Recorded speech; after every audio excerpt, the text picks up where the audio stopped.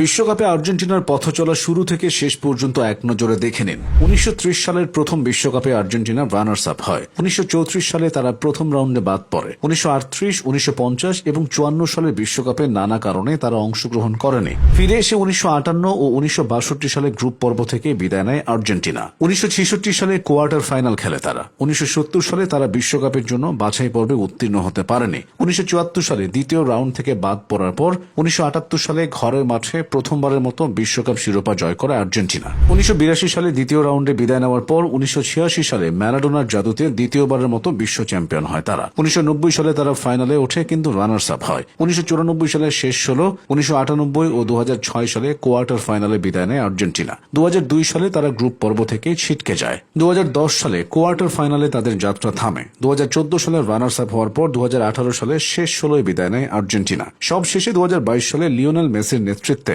36 বছর পর বিশ্ব চ্যাম্পিয়ন হয় দলটি।